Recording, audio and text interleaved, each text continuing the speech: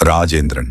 காலத்திற்கு அடுத்து சோழர்களின் மத்திய அரசு வலுவிழந்த நிலையில் சின்ன பல்லபுரத்தை தலைமையிடமாக கொண்டு அப்பகுதியில் இருந்த சோழர் தலைமைகள் ஆய் சோழர்கள் எனும் பெயரில் புதிய அரசை தோற்றுவித்தார்கள். அந்த ஆய் சோழ அரசே இன்று ஓ ஹோ இசாள அரசு என்று திரிபு பெற்று வழங்கப்பெறுகிறது.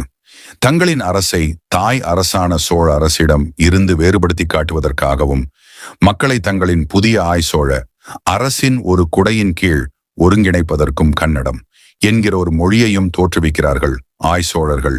இந்த அரசியல் காரணங்களுக்காகவே இந்தியா முழுவதும் மட்டுமல்ல, உலகெங்கும் பல மொழிகளை தங்களின் தாய் தமிழ் மொழியிலிருந்து உருவாக்கி கொண்டார்கள்.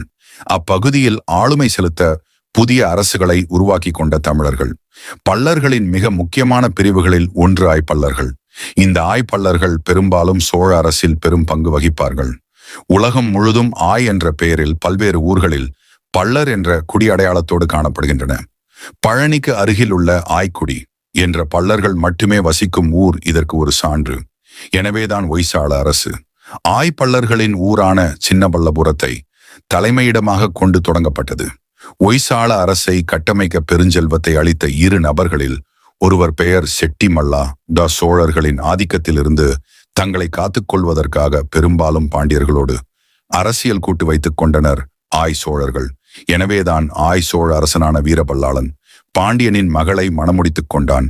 கன்னடர்களான ஆய் சோழர்கள்தான் ஒய்சாளர்கள். தமிழர்களான பாண்டியர்களுக்காக 13ஆம் நூற்றாண்டில் பாண்டிய நாட்டின் மீதான இஸ்லாமிய படையெடுப்பை எதிர்த்து ஏன் ரத்தம் சிந்த வேண்டும் என்ற கேள்விக்கான பதில் இதுதான்.